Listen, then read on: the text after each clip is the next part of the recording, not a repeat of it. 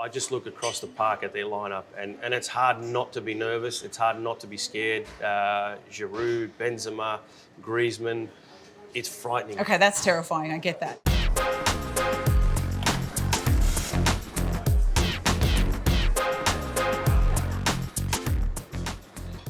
Thank you. Thank you. All right, Brosque. World Cup's upon us. How are you feeling? I'm very nervous. Very, very nervous. Why are you nervous? We've only got France first up, and I'm going with we can take them, but we can take at least a point out of it. Look, I think we can look at the last World Cup to think we possibly can, but I just look across the park at their lineup, and it's hard not to be nervous. It's hard not to be scared. Giroud, Benzema, Griezmann, it's frightening. Okay, that's terrifying. I get that. And that's why I'm nervous. I think I look at that squad, and I know that we did take it to them 4 years ago. Arnie wants to get in their face. He wants to press them. This is the game he's going for. He's not looking past France. He wants to win this game. If we do everything right, we can get something. But if we don't, you don't have to look too far back. 4-0 Germany, and our World Cup's over instantly. Yeah, there's some PTSD from that one, seeing that one up close and personal. And the starting 11 wasn't the most positive in terms of attacking. We know Arnie, he's quite bullish in that sense, but do you go up in France's faces the way he's saying, or do you try and stay rock solid, maybe go for a draw? It's just a combination of the two. I like the positivity. You're right. In that game against Germany, we're very negative. We sent out the wrong message from the start, and I think what Arnie's trying to do is tell the boys and tell Australia that, right, we can get something out of this game, but it is, you need to be solid. Tactically, they need to be very, very, they need to be perfect, really. And I think he's picked the players to carry out the game plan that he wants of being tactically perfect while also having a go. And we've got the quality up front. We know we've got some good attacking wingers, attacking players that when we do get your 2 or 3 chances, if we can take one, great. But again, I'm looking at France. I know they're slow starters.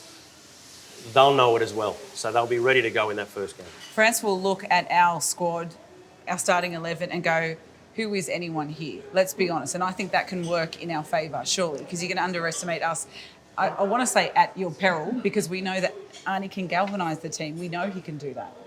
And we can look to the last World Cup. We saw that they did that. They went into that game. Arnie said he was there. He watched it, the warm-up. They barely even warmed up. They thought they were just going to rock up there and take points off us. So I think... And there's massive egos that have to be managed as well. There is. See, it's all working in our favour. It is. Think about it. There's also massive quality in that team, so we can't forget that. Look, I think if we can get something out of that game, great, but we need to be very, very careful. France are a great team. No question of them infighting or anything like that, you don't think?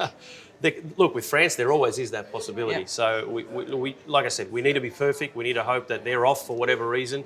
But we did show 4 years ago that we can do it. Tunisia, a lot of Aussies just think there's 3 points right there. We've got to be very worried with them as well because they've got some good recent results. They have, and look, that's where we get a little bit naive. I think last World Cup we thought that about Peru. We thought that was our 3 points, and that was our most difficult game. So we need to be careful. We can't look past France and look at Tunisia. We need to get whatever we can and try and build from there. Yeah, we're going to set the tone in that opening game. Right. It's going to be great. You don't need to be nervous because I think Arnie and his boys have got this. Okay. Score prediction? Look, 2-1 France is what I'm thinking. Okay. I'm going to go 1-1. Okay. Maybe 0-0. Great. A point's a point.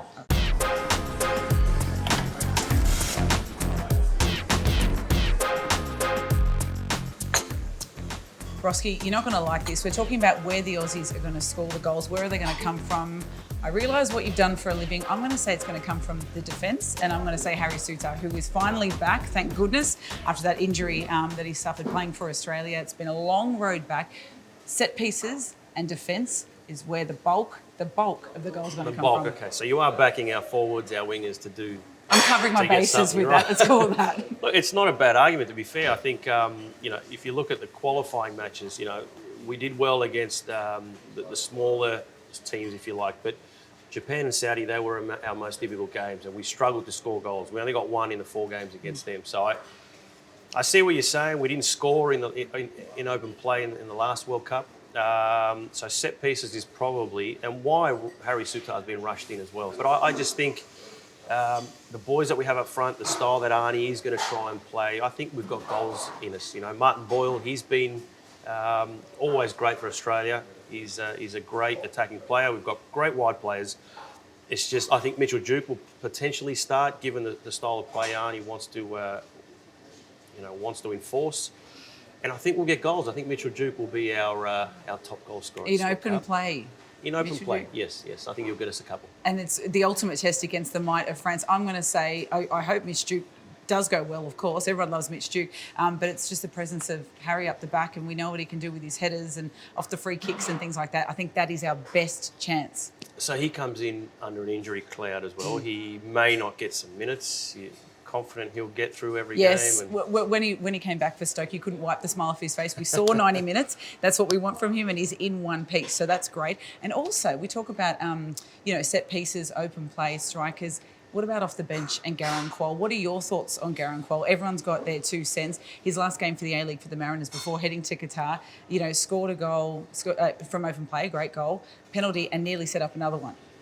Look, people aren't going to know who he is. No. Oh, look, to be fair, he signed with Newcastle, so Yes. I think he's definitely making true. some waves internationally. But I just think he's so exciting, and you keep sort of waiting for that drop-off, and it hasn't come. He just seems to be getting better every time. I like the way the Mariners have handled him in terms of bringing him in slowly, but he's a massive X factor. It's great that he's in the squad.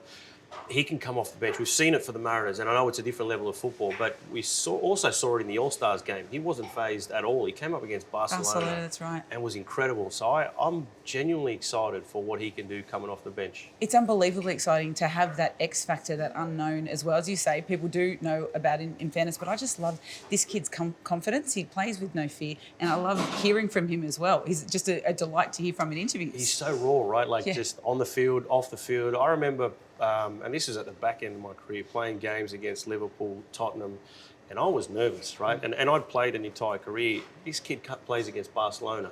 Doesn't care. Feels like I'm going to dribble everyone, score a goal. And he's got that excitement about him that I think he won't be phased. He'll come up against the biggest players in the world in France and not care and think, I'm gonna win this game. So that's exciting. Newcastle, maybe on loan in Europe. We'll see what happens after this World Cup. How exciting.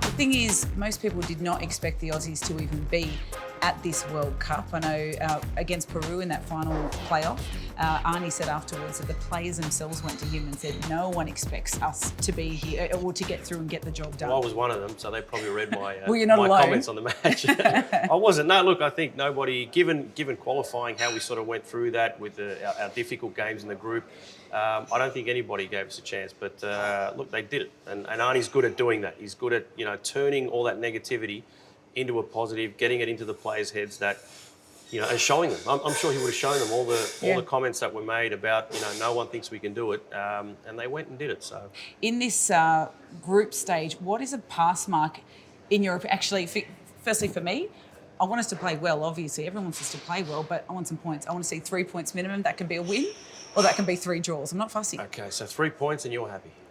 Yes. Okay. But then I'll get greedy if it's first up we beat France or Tunisia. Well, if we beat France, we may as well go on and win. Look, win the whole thing. To be honest, for me, I do think it is all about performances. I think we can't forget how difficult this group is. It's France, Denmark. They're 2 of the favourites to go on and do something really well at this World Cup. 4th, 10th, and number 30.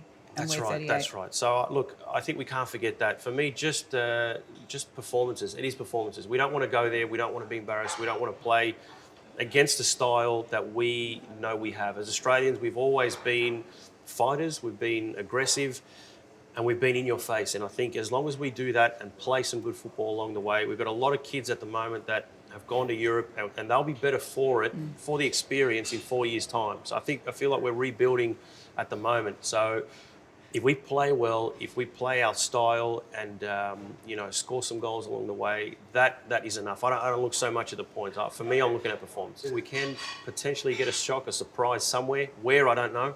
But as long as we play well and we enjoy what we're seeing, that's enough. Okay, I know you said you don't know, but where's the shock coming from?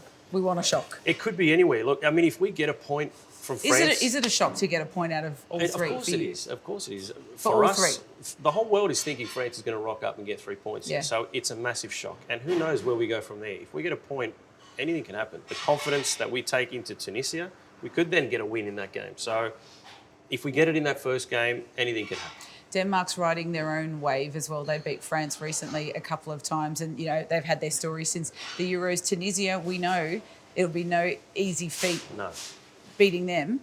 The French, they're probably the ones that we can take. They could be. Again, if we get that point there, we beat Tunisia. Denmark already qualified. They'll give us a point and we're through. Yes. Yes? Sounds great to me. Okay.